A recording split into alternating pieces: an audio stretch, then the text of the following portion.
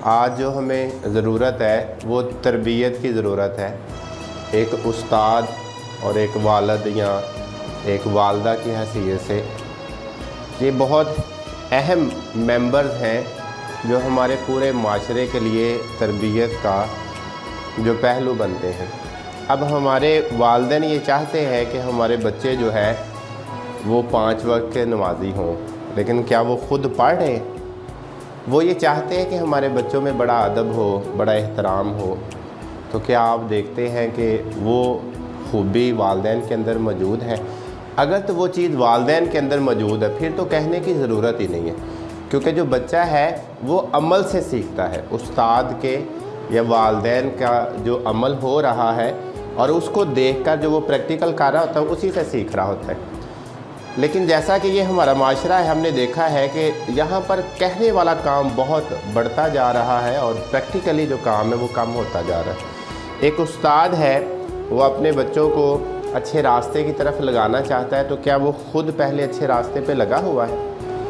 मैं बच्चों को कहूँ कि आप 5 वक्त की नमाज़ पढ़ो, लेकिन अगर मैं नहीं पढ़ रहा हूँ तो मुझे कोई हक़ नहीं है कि मैं उनको कहूँ कि आप नमाज़ पढ़ा करें। हमें कुरान पाक का मिलता है कि कुरान पाक को तर्जमा और तफसीर के साथ पढ़ना चाहिए, यानी कि समझ कर और ठहर कर पढ़ना चाहिए। तो क्या वो खूबी एक उस्ताद के अंदर मौजूद है? अगर तो मौजूद है तो फिर मेरे बच्चे के अंदर भी एक ना एक दिन पैदा हो जाएगी। तो हम चाहते हैं कि हमारा माशरा बदले, लेकिन उससे पहले हमें जो उस्ताद है उनको बदलना पड़ेगा, हमारे वालिदैन को बदलना पड़ेगा। और जब वो बदल जाएंगे ना तो फिर हमें आने वाली नस्ल को कहने की ज़रूरत नहीं पड़ेगी, क्योंकि वो अपने उस्ताद को देखकर खुद ब खुद बदलना शुरू हो जाता है। तो उसमें देखें कि हम चाहते हैं कि हमारे बच्चे ना दूसरों को तकलीफ़ ना दे, तो पहले ख़ुद देखो कि क्या ये जो उस्ताद हमारे पास मौजूद है ये अपने सीनियर और जूनियर को तकलीफ़ तो नहीं दे रहे किसी बात से, किसी अमल से? तो अगर ये दे रहे हैं तो ये कैसे तवक्को कर सकते हैं कि ये वो बच्चों से वो अमल जो है ना वो लेना शुरू कर लें, कि उनको भी हम बताएं कि बेटा आपने अपने बड़ों का एहतराम करना है, आपने अपने छोटों पर शफ़क़त करनी है। तो पहले हमें ख़ुद सीखना पड़ेगा। फिर उसके बाद हम बच्चों को कहते हैं कि बेटा रात को सोने से पहले आप लोग कुरान पाक का जो तर्जमा और तफसीर पढ़ कर सोया करें। तो क्या हम खुद कर रहे हैं? हम रात को वो 2, 3, 4, 5 आयतें जो ना वो पढ़ कर सोते हैं कि हम उसका तर्जमा भी समझ रहे हों, हम उसकी तफसीर भी समझ रहे हो। तो अगर हम सीख रहे हैं तो मेरा बच्चा भी ज़रूर मुझसे सीखेगा। हम रात को ये पूछते हैं कि बेटा आपने सूरत मुल्क पढ़ी है? तो वो कहता है जी नहीं पढ़ी। तो हम कहते हैं अच्छा नहीं पढ़ी तो चल क्रास लगा और चल लेट जा। और भाई उसने नहीं पढ़ी तो फिर किसने पढ़ानी है? फिर उस्ताद अगर वहाँ पर मौजूद नहीं है तो वहाँ पे वालिद बैठा होगा, बेटा इधर आ मैं पढ़ाऊँगा तुझे। आपकी मदर बैठी होगी जो उससे पूछ रही है रात के जो अमाल हैं, सोने के अमाल है, उससे पूछो कि कौन कौन से वो रहते हैं, उसको पूरा करवाओ। फिर पूरा जब हो जाएगा फिर आप कहें कि वेरी गुड अब जाओ। और ये आपको ज़्यादा दिन नहीं खपना पड़ेगा, आपको 30 से 40 दिन बस ये ड्यूटी परफॉर्म करनी पड़ेगी। 30 to 40 डेज़, सिर्फ 40 दिन अगर आपने अपने बच्चे को इस तरह दे लिए, ज़िम्मेदारी के साथ दे लिए, तो आप समझ लीजिएगा कि 41वें दिन पर आपको ये नहीं करना पड़ेगा बेटा आपको आयतुल कुर्सी पढ़ी कि नहीं पढ़ी है, बेटा आपने रात को सोने से पहले सूरत मुल्क पढ़ी कि नहीं पढ़ी है, बेटा आपने आज पूरी 5 वक्त की नमाज़ें पढ़ी कि नहीं पढ़ी है, बेटा आपने आज क्या किसी को कोई तकलीफ़ दी तो नहीं है, क्या आज की हदीस आपने सुनाई है, आज रात का जो अमल था सोने का, रात को कलमा शरीफ पढ़ना है, आप लोग इस्तग़फ़ार पढ़ते हो, आप लोग सूरत इखलास पढ़ते हो, सूरत फातिहा पढ़ते हो, क्या ये आपने पढ़ लिया सारा कुछ? तो वो बताएगा यस। लेकिन ज़रूरत हमें 30 से 40 दिन की होती है। और हम ये देख लें कि 30 से 40 दिन में मुझे बड़ी अच्छी तरह याद है कि जब हम इस काम की तरफ आते हैं ना तो 2-4 दिन बड़े ज़िम्मेदारी के साथ देते हैं, और 2-4 दिन बाद फिर जब 5वां-6वां दिन गुजरता ना फिर कहते हैं चल खैर है, आज हम बिज़ी हैं, आज हम थके हुए हैं, चलो कल कर लेंगे। अब जब वो कल पर बारी आती है तो बच्चे को गैब जो दरमियान में मिल जाता है, और गैब की वजह से उसमें फिर दोबारा वो पुरानी रूटीन है, यानी कि आपने 5-6 दिन काम किया, फिर 2-3 दिन छोड़ दिया, तो फिर उसके अंदर कुछ भी हासिल करने के लिए नहीं मिलता है। तो इस वजह से पहले टीचर को जो एक ज़िम्मेदार शख्स बनना होगा, और जब वो बन जाएगा तो फिर वो अपने शागिर्द को, अपने जो स्टूडेंट को इस काबिल बना लेगा कि उसे भी ज़िम्मेदार बना लेगा। फिर ये एक वक़्त के साथ चीज़ें चलती हैं जो आप लोगों को सबसे पहले बाअमल होना पड़ेगा और फिर आपके बच्चे भी बाअमल होंगे। एक और चीज़ जो मैंने अपनी ज़िंदगी में और अपने उस्ताद के पास बैठकर सीखी वो ये थी कि जो वालिदैन है ना, वालिदैन, आपने उनके पास बैठकर थोड़ा सा वक़्त लाजमी गुजारना। वो मैंने सीखा और उसे जब मैंने अपने उस्ताद से ये चीज़ सीखी और उनका नाम उमर सदीकी साहब थे, तो उनके पास जब मैं वक़्त गुजारता था तो मुझे बड़ा सुकून मिलता था और वक़्त का अंदाज़ा ही नहीं होता था कि वक़्त गुज़र गया है। फिर जैसे जैसे उनके करीब हम जो वक़्त गुजारते रहे तो वैसे वैसे अपने वालिदैन के पास वक़्त गुजारना शुरू कर लिया। फिर जब वालिदैन का ख्याल रखना शुरू किया, गर्मियों के दिन होते थे और रात को छत पे ना मैंने उनकी चारपाई खुद उठाकर बिछानी करनी, मुझे बड़ा सुकून मिलना शुरू हो गया। फिर उनका जो बिस्तर है, तकिया है, वो सारी चीज़ें जब मैंने उनके लिए रखनी और उस दिन से जब से ये अमल करना शुरू किया मेरी ज़िंदगी में इतना सुकून आया कि मैं आपको वो ज़ाहिर नहीं कर सकता हूँ कि वो अपनी पुरसुकून लाइफ कितनी गुजरनी शुरू होगी। कैसे? जब वालिदैन को मैंने वक़्त देना शुरू किया और वालिदैन की बात को मैंने टोकना नहीं शुरू किया बल्कि उनको मानना शुरू किया।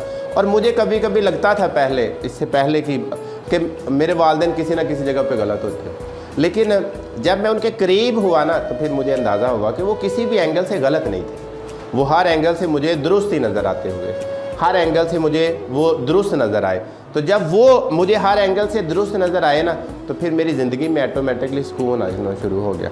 तो आज जो लोग बैठे हुए हैं हमारे साथ और जो सुन रहे हैं, तो ये तमाम लोग अपने वालिदैन की हर अच्छी और बुरी जो बात आपको लगती है और वो करते नहीं हैं, वो आप लोग उसको एक्सेप्ट करें।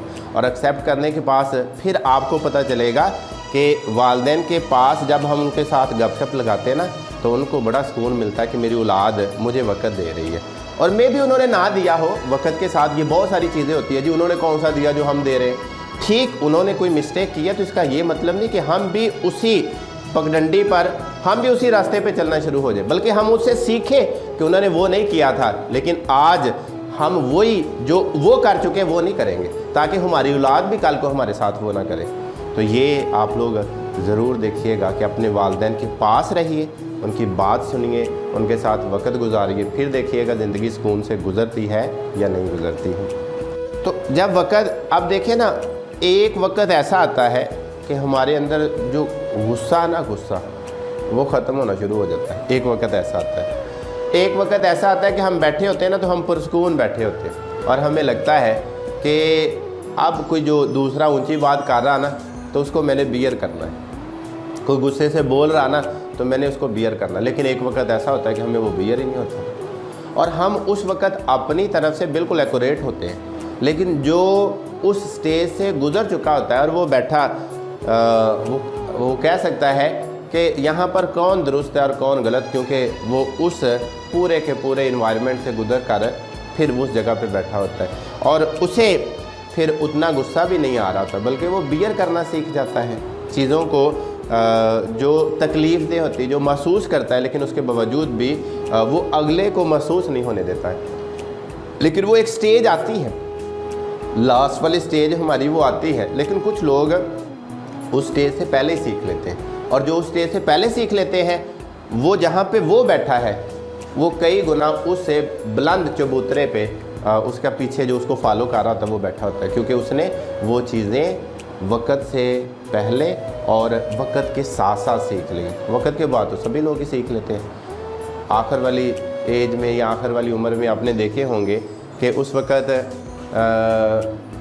जो हमारे वालिदैन हैं या जो आबाओ अजदाद हैं, जो हमारे बड़े बूढ़े हैं, अगर आप लोग उनको देखें तो वो बहुत कम हाइपर हो रहे होते हैं और हम देखें हम छोटी छोटी बात पे तकरार कर रहे होते हैं, लेकिन वो सुन रहे होते हैं और वो उनकी कोशिश होती है कि हम इस नस्ल को समझाएं कि ये जो आप कर रहे हो ना, हम ये कर चुके हैं और यहाँ पर आप गलत हैं और आप ये ना कीजिएगा।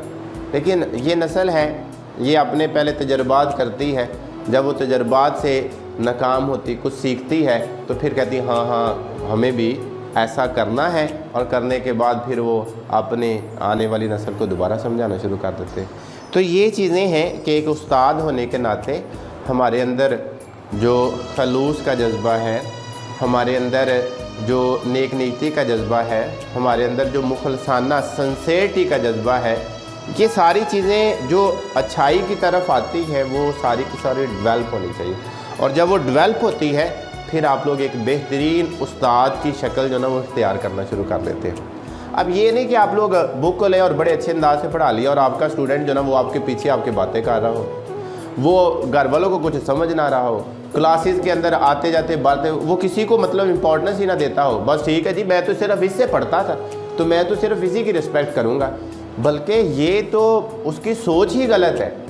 उसकी सोच में तो ये थी कि मेरा जब बड़ा होगा तो मैंने तो सिर्फ उसी का, वो चाहे मेरा उस्ताद है, मुझसे एज में चाहे 1 साल बड़ा है, 2 साल है या ज़्यादा है, लेकिन मैंने उसका एहतराम करना है। क्योंकि मेरे नबी पाक सल्लल्लाहु अलैहि वसल्लम ने फरमाया है मेरे और आपके कि जो बड़ों का एहतराम नहीं करता, छोटों पर शफकत नहीं करता, वो हम में से नहीं है। तो मैं एक दिन क्लास ले रहा, एक छोटी बच्ची थी, तो मैंने उनसे पूछा कि बेटा आप बताओ आपके जो छोटे बहन भाई हैं घर के अंदर, तो आप उनके साथ लड़ते झगड़ते शरारतें करते? उसने कहा जी करते हैं। तो मैंने कहा आपको पता है कि नबी पाक सल्लल्लाहु अलैहि वसल्लम ने फरमाया कि जो छोटों पर शफकत नहीं करता वो हम में से नहीं है, कि जो छोटे शरारतें करते आप उनको बियर करती हो? उन्होंने कहा जी हम नहीं करते हैं। तो मैंने कहा जो आज हम बात आपको बता रहे तो इसके बाद आप क्या करेंगे? तो उन्होंने कहा जी आज से हम इस पर अमल करेंगे कि आइंदा हम अपने छोटे बहन भाइयों को तंग नहीं करेंगे, बल्कि प्यार से, अगर वो कोई गलती भी करते तो उनको प्यार से समझाएंगे। तो ये चीज़ें हैं जो एक उस्ताद को उस्ताद बनने से पहले सीखनी चाहिए। अब ये नहीं कि आप मतलब पूरी तरह भी उस्ताद बनते नहीं हैं और उस्ताद से ऊपर वाली चीज़ें, जो ऊपर वाले रुतबे ना, उनको कैश कर रहे होते हैं, तो वो वाली चीज़ों की तरफ आपने नहीं देखना है। एक और चीज़ जो ज़िम्मेदारी है पाकिस्तान के हवाले से, मैं आपको एक चीज़ बड़ी अहम है और एक मिसाल के साथ मैं आपको समझाना चाहूँगा। अब हम इतने बातूनी हो चुके हैं कि प्रैक्टिकली कम है, और हम अगर एक ज़िम्मेवार शख्स बनते हैं, ज़िम्मेदार बनते हैं हर चीज़ का, तो मेरे ख्याल में हम हर जगह पे अपने आप को परफेक्ट पाना शुरू कर देंगे। कैसे? कहते एक बादशाह था, तो उसने एक कोई 100 किलोमीटर की एक ना सड़क तमीर करवाई।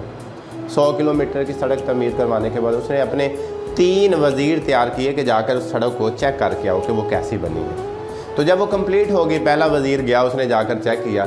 चेक करने के बाद उसका जब मुआयना किया, मुआयना करने के बाद बादशाह के पास आया। बादशाह ने पूछा जी बताओ क्या आपने पाया वहाँ पे? उसने कहा जी सड़क तो बड़ी शानदार है, लेकिन वहाँ पे ना एक जगह पे कूड़ा बड़ा पड़ा हुआ है, तो उससे ज़रा उसकी खूबसूरती में कमी आ गई है, तो मैंने तो ये पाया। उसने कहा ठीक। अब दूसरा वज़ीर भेजता है, तो दूसरे वज़ीर ने भी सड़क को देखा और जब चेक किया, चेक करने के बाद फिर बादशाह के पास आ गया।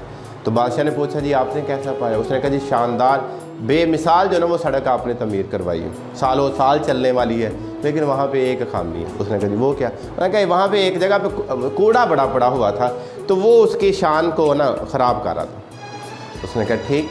अब तीसरा जब वज़ीर भेजा, तो तीसरा वज़ीर भी चेक करने के लिए गया, और जब उसने चेक किया तो सड़क वही बेमिसाल थी, शानदार थी, लेकिन वहाँ पर कूड़ा उसी तरह पड़ा हुआ था। तो उसने क्या किया? उसने उस कूड़े को उठाना शुरू कर दिया, और इस तरह उठाते उठाते उसको काफ़ी वक्त लग गया और शाम पड़ गई, लेट गया, तो पसीने से शराबूर हालत बिगड़ी हुई। तो बादशाह सलामत ने पूछा भी तुम आज बड़ा लेट आए, जबकि दूसरे तो वज़ीर जल्दी मुझे बताने के लिए आ गए थे। तो उसने कहा जी बादशाह सलामत वहाँ पर जो सड़क तो आपने बड़ी बेमिसाल बनाई थी, बड़ी ज़बरदस्त, लेकिन वहाँ पर जो एक जगह पे कूड़ा पड़ा हुआ था, तो वो उसकी शान को ख़राब कर रहा था। तो मैंने कहा कि इसको तो पहले मैं उठाऊँ ना, इसको साइड पे करूँ, तो फिर ही ये पूरी जो ना वो शानदार लगी। तो मुझे उसको उठाने में वक्त लग गया। तो बादशाह कहता है कि आपको पता कि वो कूड़ा किसने रखवाया था? कहता वो कूड़ा मैंने रखवाया था, सिर्फ इसी वजह से कि मुझे पता चल सके कि मेरी इस कौम के अंदर कितने के ज़िम्मेवार लोग हैं, मेरे साथ जो ये ओहदेदार हैं जो साथ मैंने रखे हुए हैं, ये कितने का काम करने वाले और कितने सिर्फ आके बताने वाले। तो ये बातें करने वाले तो हमारे माशरे में बड़े, ये भी होना चाहिए था, ये भी होना चाहिए था, ये भी होना चाहिए था, लेकिन खुद कोई भी कूदने के लिए, काम करने के लिए तैयार ही नहीं। तो जब कोई तैयार ही नहीं है तो फिर काम कैसे चलेगा। तो इस वजह से हमें हर शख्स को जहाँ पर बात करनी है ना वहाँ पे काम कर लो। कहते हैं जी ये जो वाइट बोर्ड है ना साफ़ होता है तो बड़ा अच्छा लगना। अच्छा अभी होता क्या, उसको पकड़ो, ये आपने डस्टर पकड़ा और इसको साफ़ कर दो, लो जी इतना ही काम था। लेकिन हम क्या करते हैं, हमारी कोशिश होती है कोई और ही आकर साफ़ करे, कोई और ही आकर काम करे। तो जब कोई और ही आकर काम करेगा तो फिर हालात तो नहीं बदलेंगे ना। तो बदलने के लिए आप लोगों को खुद को बदलना पड़ना, हर एक को। और जब आप लोग अपने आप को बदलेंगे तो हालात ऑटोमेटिकली बदलने शुरू हो जाएंगे।